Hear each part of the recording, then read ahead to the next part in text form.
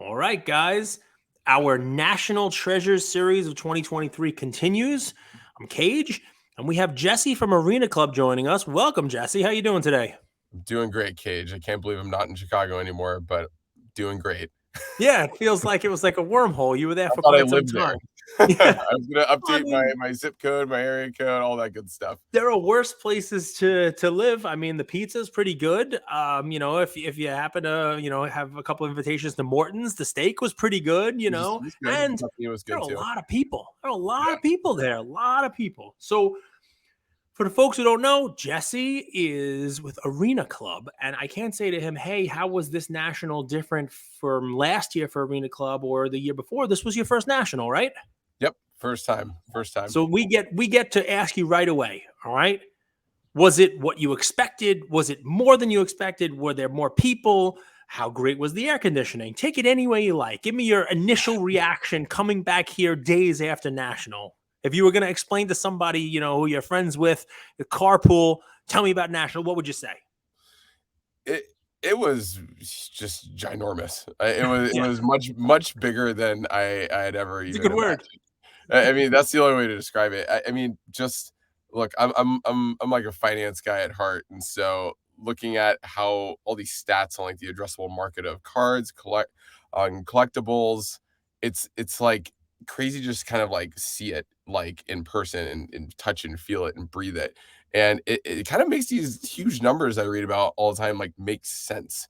Because you see that, like, there's just so many different vendors, dealers, everyone out there. And just when you think like the best ones, or who's in the in crowd, it's like you see like rooms of people that you have no clue even existed. So there's a lot that I know that I don't know about this hobby, and I just didn't think it was that much. I mean, the crazy part about it is for folks who have been in the hobby for a while, there's this mythical national from 1991 at Anaheim, which was the record breaking national. And, I mean, think about that for a second. That was right smack dab in the junk wax era where, there was another bubble, another boom cycle, another growth cycle.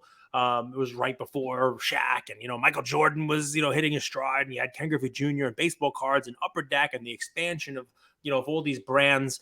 And there were 100,000 people at that show, and it's sort of been the benchmark, the target that folks look for. This broke it. I mean, this we're hearing like 120,000, and Wow. the national folks are saying that this was now the largest attended national ever. So you picked a good one, and Yeah. it shouldn't surprise you then that just the amount of addressable audience there in the hobby. They were all there.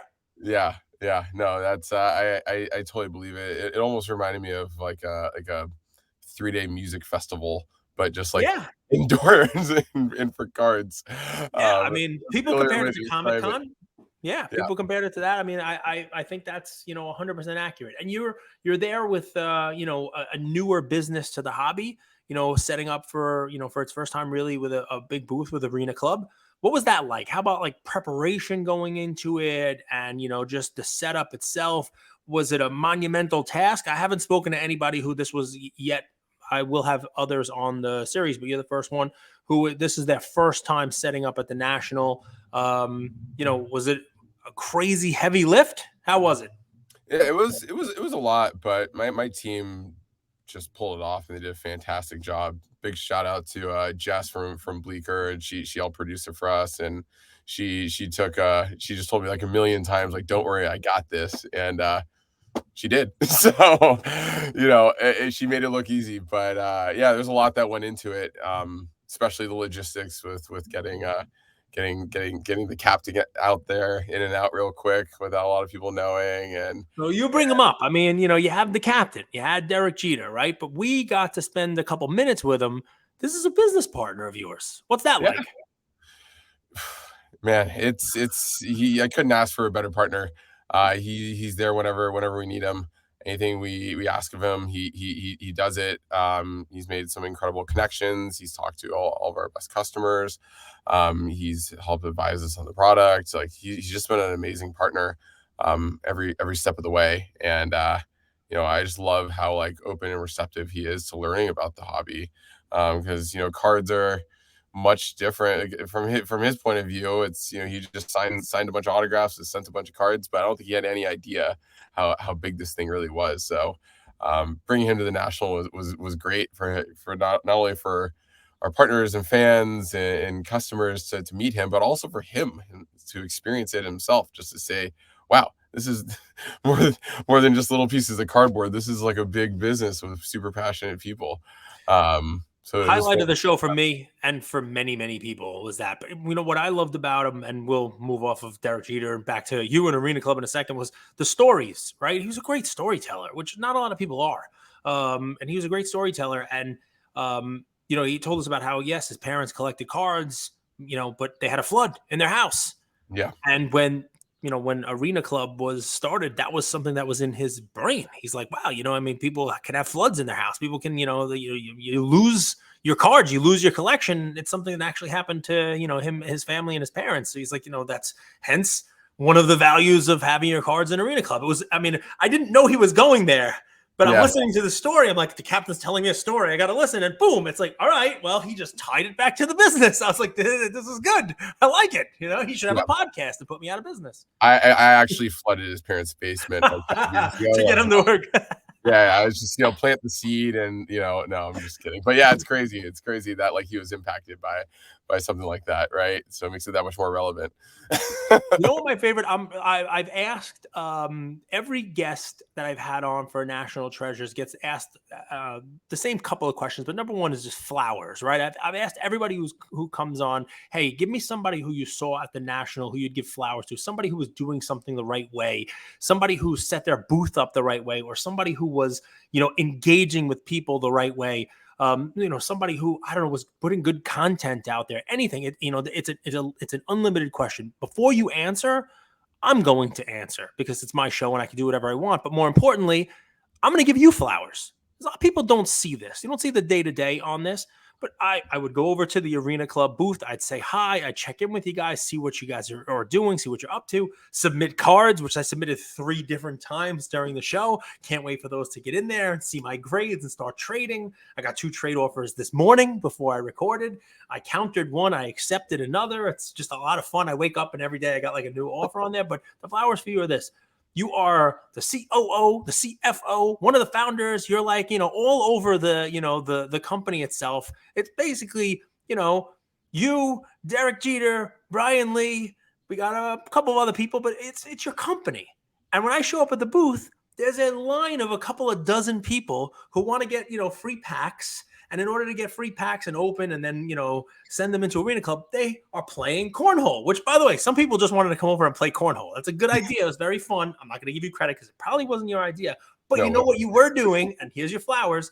Here you are, the CFO, and you're handing beanbags to people, and they're throwing beanbags, and some of them are awful. They're throwing them to the next booth. They're throwing them over the booth, and you're chasing down beanbags, Yeah. right? You're not Yeah. hiding. You're not in like a little VIP section that's built. You're not in the back with the snacks. That's where I was hiding, by the way, folks. But I mean, they had good stuff, fruit snacks and like granolas, good stuff. But he's out there like sweating and handing beanbags. So flowers and kudos to you, man. Take them. There's the little praise. I appreciate We're it. working I hard. appreciate it. Look, I didn't think our booth would. I never imagined it being like that busy, just nonstop, right? That line, that there was always a line. There were always Yeah, people playing cornhole. We were always ripping packs, setting up accounts, processing orders, right? So which look, was it's just awesome. I said huge. people pulling Prism rookie Justin Herberts and people pulling, you know, Wembayamas. And I mean, I was like, wow, these are legit free packs. They're not Yeah. giving away the packs I was opening, like 1991 Upper Deck baseball with nothing in it. They're giving out legit stuff here for Yeah. cornhole. Yeah. No, the cornhole. I mean, it was just a great game. We were in the Midwest, right? Yep. It was amazing to see the locals from Chicago and surrounding area. Oh man, there were some really good cornhole players, right? So even like even when the kids would play, I would ask like, "How old are you?" And there was like an 8 and under line, then like a 12 and under line, but some of these like 13-year-olds are just shooting from like the adult line, making all 3, and of course they're just like locals, and Yeah. I it's heard great. you yelling, "Foot fault! That was a foot fault! You stepped up. You can't have a free pack. Foot Well, fault." all like the dads, like their excuse was that they would miss because they just hadn't had a beer because it was too early, which I thought was pretty funny. So I usually would get Valid. like a warm up throw. I mean, Um, so what lesson learned for next year is when we're Great. setting up the cornhole, it's got to be set up next to a booth that has alcohol. Yes, yes, That's the yes. deal. So guys can go drink. Well, we should bring out, sell a couple beers, and then boom. I don't know how the concession stand would feel about us competing with them like that, but it would probably improve the cornhole game. Yeah, yeah, absolutely, absolutely. But to your question Yep. about who I'd give flowers to, Flowers. I mean, I give it to the Bleecker team. They've been fantastic partners in helping us just create an amazing event, and everything from Derek to our booth, Mark Zablo and Justin Mineo. They've just been absolutely fantastic. So my flowers go to them. And yeah, many more flowers to come for them, hopefully. I mean, listen, coordinating on the fly. Yeah, I mean, 100%. Coordinating. The schedule, getting people in there. I've seen some great content around it. A bunch of people getting to talk to Derek. I didn't make a ton of content myself because I got the question and answer. So that when that content comes out, you guys will see that. It was a lot of fun. I'm sure Arena will be publishing that, shortly. But people got in to meet. Women of the Hobby got in there to meet. Dr. Collectible was in there to meet. We saw people talking to Derek about cards that they have, what those cards and collectibles in their collection mean, to them. I mean, it was people change their schedules, and it's Jess is there on the fly, making a change. Okay, we're moving this one here, moving this one here. And, it was fun to watch. It's one of those things that, it doesn't happen on the floor of the National, but still, you get a little behind the scenes VIP tour and Yeah. I get to see what's going on. So yeah, I like that. It's a good use of flowers. Yep. The National itself, right? I think you were basically handcuffed to the booth. Did you get a chance to walk around a little bit and kind of see some of the other tables, some of the other booths that were set up? I walked around for 10 minutes with my co-founder Brian after we had a meeting in the lobby area. And yeah, I was able to. I'm actually really glad with the thing I did pick up. Uh-oh, you picked something up? I thought you maybe just like walk around and like said hi to people. You picked some stuff up. Nice. What do you got? I picked up a replica of the 2020 bubble championship ring from my beloved Los Angeles Lakers. So only $30 too. So I love this thing. I don't really understand the whole magnet part because like it's fallen off a bunch of times, but it's just like you can hide stuff in there. I mean, that's probably what it is. It's great. It's great. It's great. So you bought a Lakers replica championship ring from the bubble championship. And then I went to USC, so I bought a Caleb Williams gold national out of 50. So card from our impromptu trade night that we did at our hotel. So there you go. It was good. The national, right? From the special national packs too. Did you get a chance to get a chance to submit that? It was a $3 special for national cards at at Arena Club. Yeah. Hopefully, I'll do my best to give myself a discount. Speaking of that, a lot of people there. Were you? I don't want to say surprised, but were you pleased with the amount of submissions that came in? I mean, it looked pretty busy from beginning to end. Yeah, we were very pleased. I mean, we were just filled up, just submitting, just taking in orders the entire time. Right, whether it's people playing the game and just winning packs, getting hits, submitting them, or just people just dropping off a bunch of cards that they just bought. So we were slammed. Our ops team was up till 2 a.m. Every single night processing orders, Wow. making good on our turnaround times. And what we'd see is when we actually release some orders within a day, people literally would come back the next day and drop off more cards, which is fantastic. That's amazing. Yep. That's great. So. Yep. I had picked up an order, one of your the national specials where it was, you can send your cards and grade them and pick them up at the national. I picked up an order and I spent time giving out about half of those slabs to kids. I would notice a kid walking around with a Yankee jersey on and find a Volpe that I had or an Astros jersey and, an Altuve, or I tried to make sure I put a card matching up with their fandom. What was fun was for many people, it was their first time holding an Arena Club slab. And I'll tell you, and I'd like to get your reaction, see if you had anything similar. People were really pleased with the slab itself. People who I put, wow, this is a legit slab. This is sturdy. This is, this is pretty nice. They like the label. generally speaking, the feedback was positive. And I think, when you're out there with basically a $5, grading, vault, slab, you name it, people don't expect it to be something that competes with all of the other folks that are grading at $75 at the show or $35 at the show. And did you get that kind of reaction from people also? Yeah, people were like, "Huh? How's this $5?" I mean, look, we're trying to get the word out, right? So, people were almost in disbelief that this also comes with a grading report and you can sell it, all the benefits that we provide, right? But Yep. yeah, look, we're trying to get as many collectors in our community as possible, right? And that's really our goal, right? We want to bring down the cost of grading as much as we can, so there's no friction in building up your showroom and doing what you want with your raw cards, right? Yep. That's our goal here. So we're trying to kind of flipping the model on its head a little bit, but hey, it's Part of okay. it for me is, people need to see the slabs, they need to see the label, they need to see in hand that that's what it is. But more importantly, people need to understand the pricing model that you have now is because Arena Club, I think, is going to be about community. It's about the trading going on. It's about, so someone who tunes into my drips, live on Friday, they joined and they posted their trade today and they were like, hey, who won? And I reposted it, right? And that kind of stuff, like that's what we want to do. Like I'm getting trade offers from people. Hey, what do you think about this? Oh, you want this? You like the Yankees? I'm a fan of, the Astros. Can we make this trade from your showroom? That stuff, it happens in a small scale now.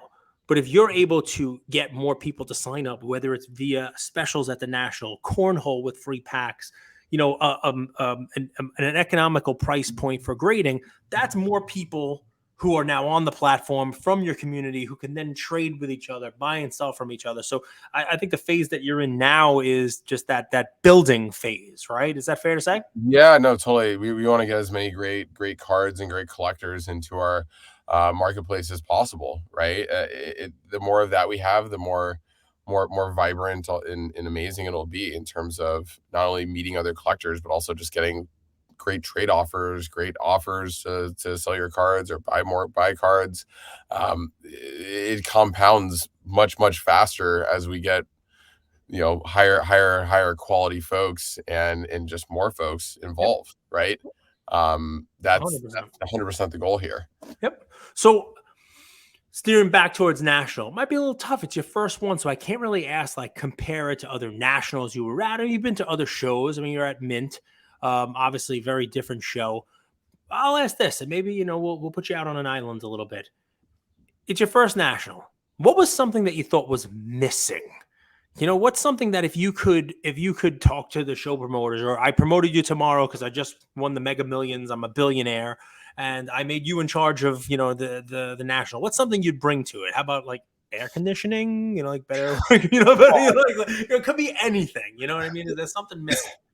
Yeah, actually, the section we were in, the AC actually, it was a little warm, but it wasn't that bad. Yep. But yeah, when I walked around the dealers part in the middle, it got toasty.